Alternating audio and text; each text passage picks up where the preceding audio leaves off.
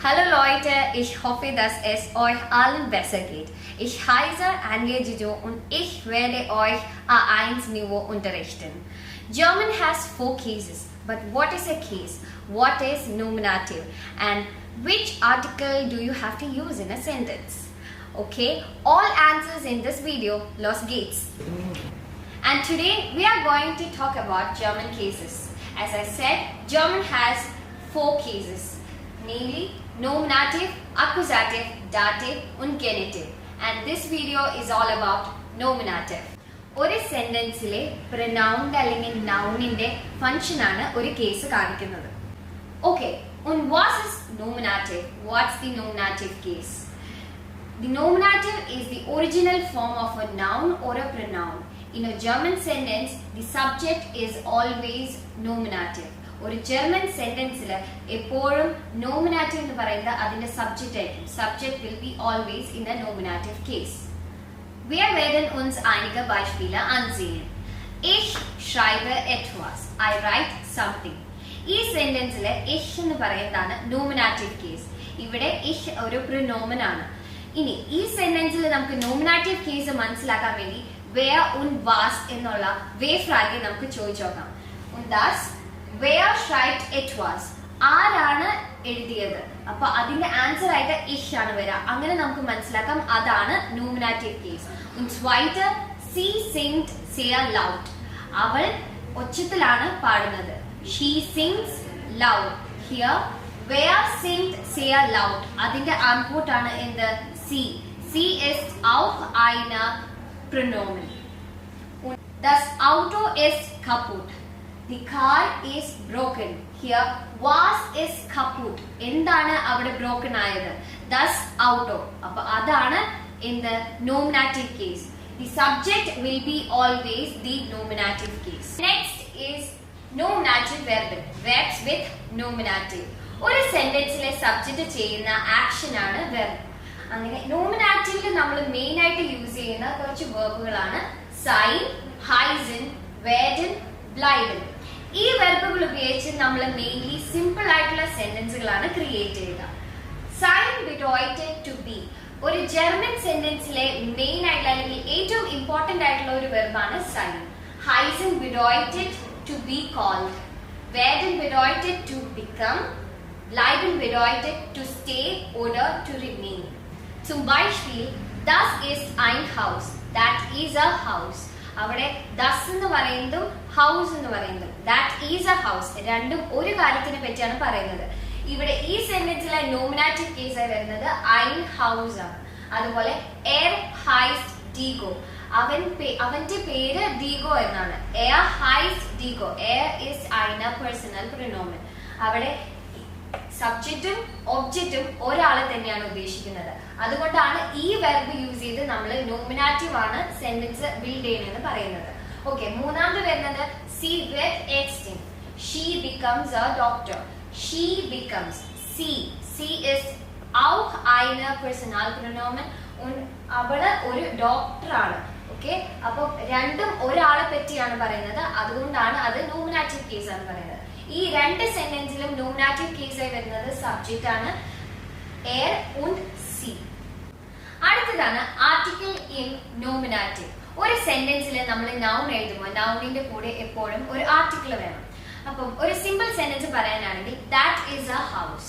ആ ഹൗസിന്റെ കൂടെ എപ്പോഴും ഒരു ആർട്ടിക്കിൾ വേണം. ഈ ഒരു കേസിൽ വന്നിരിക്കുന്നത് ഇൻഡെഫിനിറ്റ് ആർട്ടിക്കിൾ ആണ്. That is A house. The book is white. ഇവിടെ ബുക്കിന്റെ കൂടെ, ബുക്കാണ് നൗൺ, ബുക്കിന്റെ കൂടെ വന്നിരിക്കുന്നത് ഒരു ഡെഫിനിറ്റ് ആയിട്ടുള്ള ആർട്ടിക്കിൾ ആണ്. ഇംഗ്ലീഷിൽ it is very much easy. എല്ലാ നമ്മൾ ബെസ്റ്റിംഡ് ആർട്ടിക്കിൾ അല്ലെങ്കിൽ ഡെഫിനിറ്റ് ആയിട്ടുള്ള ആർട്ടിക്കിൾ ദി എന്നാണ് വരിക. അതുപോലെ തന്നെ ഉൺബെസ്റ്റിംഡ് ആണെങ്കിൽ എ എന്നാണ് വരിക. Okay, but in the case of German, wir haben verschiedene Geschlechter. Geschlecht ആയിട്ട് വരുന്നത് mainly masculine, feminine, neutrum, plural. അപ്പോ നോമിനാറ്റീവ് കേസില് മസ്കുലിനിലെ ബെസ്റ്റിംഡ് ആർട്ടിക്കിൾ ആണ് der വരും. അതുപോലെ തന്നെ ഫെമിനിനിലെ ബെസ്റ്റിംഡ് ആർട്ടിക്കിൾ the വരും. അതുപോലെ നോയിട്രത്തില് das വരും. പ്ലൂറൽ കേസില് the വരും. അതുപോലെ തന്നെ ഉൺബെസ്റ്റിംഡ് ആർട്ടിക്കിൾ ആണ് നമ്മൾ എടുക്കുന്നതെങ്കിൽ മസ്കുലിൻ ein ആയിരിക്കും. അതുപോലെ തന്നെ ഫെമിനിൻ ഐനെ വരും, അതുപോലെ തന്നെ നോയിട്രം ഐൻ വരും. ഇൻ ദി കേസ് ഓഫ് പ്ലൂറാൽ നമുക്ക് unbestimmt ആർട്ടിക്കിളിൽ ഒരിക്കലും പ്ലൂറാൽ കേസ് പറയാൻ പറ്റില്ല. ഇപ്പം ദാറ്റ് ആർ എ ആപ്പിൾസ് നമുക്ക് ഒരിക്കലും പറയാൻ പറ്റില്ല. അവിടെ ആപ്പിൾസ് പ്ലൂറാൽ കേസ് ആണ്, അതുകൊണ്ട് അവിടെ എ ചേർക്കേണ്ട അല്ലെങ്കിൽ ഇൻഡെഫിനിറ്റ് ആർട്ടിക്കിൾ ചേർക്കേണ്ട ആവശ്യമില്ല. നമുക്ക് നോയിട്രത്തിന്റെ കേസിലാണെങ്കിൽ ദസ് ബുക്ക് എന്ന് പറയുന്നത് ജെൻഡർ നോയിട്രമാണ്. അപ്പൊ ഒരു ബൈസ്പിൽ നോക്കാനാണെങ്കിൽ ദസ് ഇസ് ഐൻ ബുക്ക്, ദാറ്റ് ഈസ് എ ബുക്ക്. അവിടെ അത് ഒരു ബുക്കാണ് അത് കാണിക്കാനായിട്ട് നമ്മൾ എന്ത് ഉപയോഗിക്കും? ഇൻഡെഫിനിറ്റ് ആർട്ടിക്കിൾ ഉപയോഗിക്കും. അപ്പൊ എന്ത് ജെൻഡർ നോക്കിയിട്ട് വേണം നമ്മൾ എന്ത് എഴുതാൻ? ഇൻഡെഫിനിറ്റ് ആർട്ടിക്കിൾ എഴുതാൻ. അപ്പൊ നമുക്ക് ഐൻ വരും. അതുപോലെ തന്നെ നമ്മൾ അതിനെ ഡെഫിനിറ്റ് ആർട്ടിക്കിൾ ആയിട്ട് എഴുതുമ്പോൾ ഒരു ബൈസ്പിൽ നോക്കാനാണെങ്കിൽ ദസ് ബുക്ക് ഈസ് വൈസ്, ദ ബുക്ക് ഈസ് വൈറ്റ്. അവിടെ നമ്മൾ ആ സബ്ജക്റ്റ് ആണ് നോമിനാറ്റീവ് കേസിൽ വരിക. അത് നമ്മൾ എന്തായിട്ടാണ് എഴുതുന്നത്? ഡെഫിനിറ്റ് ആർട്ടിക്കിൾ ആയിട്ട് എഴുതുന്നത്. അപ്പം അതിന്റെ ആർട്ടിക്കിൾ വരുമ്പോൾ നോയിട്രം കേസിൽ ദസ് ആയിരിക്കും വരിക. ദസ് ബുക്ക് ഈസ് വൈസ്. ഇനി അടുത്ത കേസ് പ്ലൂറാൽ കേസിലാണ് എക്സെപ്ഷണൽ ഉള്ളത്. അതുപോലെ പ്ലൂറാൽ കേസിൽ നമ്മൾ ഒരിക്കലും ഇൻഡെഫിനിറ്റ് ആർട്ടിക്കിൾ ഉപയോഗിക്കില്ല. നമ്മൾ നേരത്തെ പറഞ്ഞ പോലെ തന്നെ ദസ് സിൻഡ് ഫ്ലാഷൻ. അപ്പൊ ദീസ് ആർ ബോട്ടിൽസ്, അപ്പൊ ദീസ് ആർ എ ബോട്ടിൽസ് എന്ന് നമ്മൾ പറയില്ല. അതുകൊണ്ട് തന്നെ അവിടെ ഇൻഡെഫിനിറ്റ് ആർട്ടിക്കിൾ വരില്ല. അപ്പൊ ദസ് സിൻഡ് ഫ്ലാഷൻ എന്താണ്? These are bottles. ഇനി അതിനെ തന്നെ ഫ്ലാഷൻ പ്ലൂറാൽ കേസിന് തന്നെ നമ്മൾ ബെസ്റ്റിംറ്റർ ആർട്ടിക്കിൾ വെച്ച് ഒരു ബൈസ്പിൽ നോക്കാനാണെങ്കിൽ ദി ഫ്ലാഷൻ സിൻഡ് ലെയർ, ദി ഫ്ലാഷൻ അവിടെ എന്താണ്? പ്ലൂറാൽ കേസ് ആയതുകൊണ്ട് തന്നെ ഡെഫിനിറ്റ് ആർട്ടിക്കിൾ അല്ലെങ്കിൽ ബെസ്റ്റിംറ്റർ ആർട്ടിക്കിൾ എന്ത് വരും? ദി വരും. ദി ബോട്ടിൽസ് ആർ എംപ്റ്റി, അതാണ് അതിന്റെ അർത്ഥം വരുന്നത്. ഇനി അടുത്തത് ഫെമിനിൻ കേസിൽ നോക്കുകയാണെങ്കിൽ നമ്മൾ റോസയാണ് എടുക്കുന്നത്, റോസ്. അപ്പൊ അത് ഫെമിനിൻ ആയതുകൊണ്ട് തന്നെ അതിന്റെ ഇൻഡെഫിനിറ്റ് ആർട്ടിക്കിൾ വരുന്നത് ഐനെ ആയിരിക്കും. അതുകൊണ്ട് ദസ് ഇസ് ഐന റോസ്. എന്താണ്? That is A rose.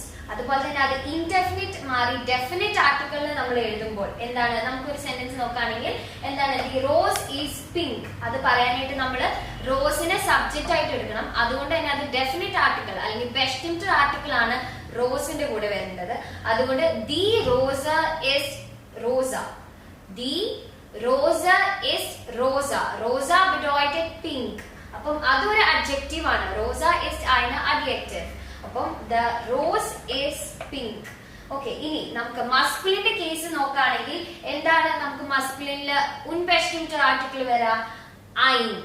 അതുപോലെ തന്നെ ബെസ്റ്റിംറ്റർ ആർട്ടിക്കിൾ there ആണ് വരിക. അപ്പൊ ബൈസ്പിൽ നോക്കാനാണെങ്കിൽ ദസ് ഇസ് ഐൻ ബൗണ്ട്, that is a tree. A tree പറയാനായിട്ട് നമ്മൾ എന്ത് ഉപയോഗിക്കും? unbestimmter ആർട്ടിക്കിൾ ആയ ഐൻ ഉപയോഗിക്കും, മസ്കുലിൻ ആയതുകൊണ്ട്. അതുപോലെ തന്നെ നമ്മൾ ബെസ്റ്റിംറ്റർ ആർട്ടിക്കിളിൽ ഒരു ബൈസ്പിൽ നോക്കാനാണെങ്കിൽ their bound is green. എന്താണ്? the tree is green. അപ്പൊ ആ ഒരു അഡ്ജക്റ്റീവ് പറയാനായിട്ട് നമ്മൾ നോമിനാറ്റീവ് കേസ് എന്താണ്? ദി ട്രീ എന്ന് പറയാനായിട്ട് നമ്മൾ എന്ത് ഉപയോഗിക്കും? ബെസ്റ്റിംറ്റർ ആർട്ടിക്കിൾ. അത് മസ്കുലിൻ ആണ് ട്രീ, അതുകൊണ്ട് there ഉപയോഗിക്കും. their bound is green. Okay, the tree is green. Is this clear? അടുത്തതാണ് നെഗാസിയോൺ ആർട്ടിക്കിൾ. ഒരു ബൈസ്പിൽ വെച്ച് പറയാനാണെങ്കിൽ he is not an actor. അവൻ ഒരു ആക്ടർ അല്ല എന്ന് കാണിക്കാൻ വേണ്ടി നമ്മൾ ഉപയോഗിക്കുന്ന നെഗാസിയോൺ വ്യോർട്ടർ ആണ് എന്ത്? കൈ. ഇതും നമ്മൾ unbestimmter അല്ലെങ്കിൽ ബെസ്റ്റിംറ്റർ ആർട്ടിക്കിൾ ഉപയോഗിക്കുന്ന പോലെ തന്നെ നമ്മൾ അതിന്റെ ഗെഷ്ലെcht നോക്കി ജെൻഡർ നോക്കിയിട്ട് നമ്മൾ ആർട്ടിക്കിൾ എഴുതണം. കൈനാണ് നമ്മൾ മെയിൻലി യൂസ് ചെയ്യുന്നത്. ഇവിടെ ഷൗസ്പീലർ എന്താണ്?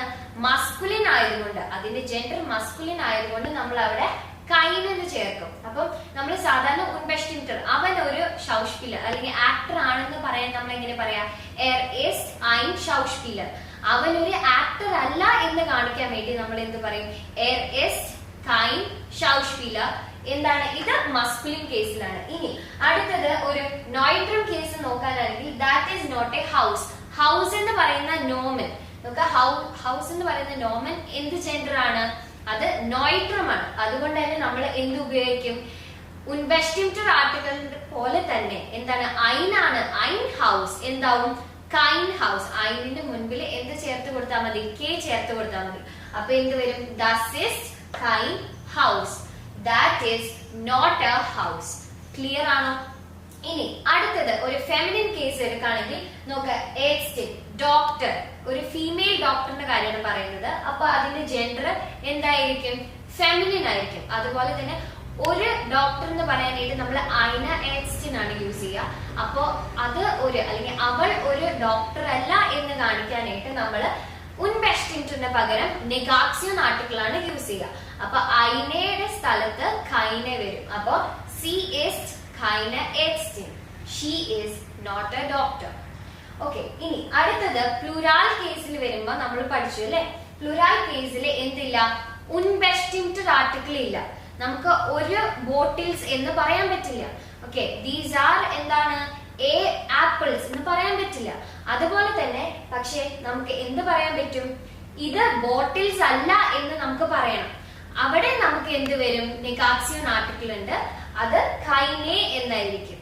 അപ്പം മസ്കുലിൻ ആണെങ്കിൽ കൈൻ, ഫെമിനിൻ ആണെങ്കിൽ കൈനെ, നോയിട്രം ആണെങ്കിൽ കൈൻ, പ്ലൂറാൽ കേസ് ആണെങ്കിൽ കൈനെ.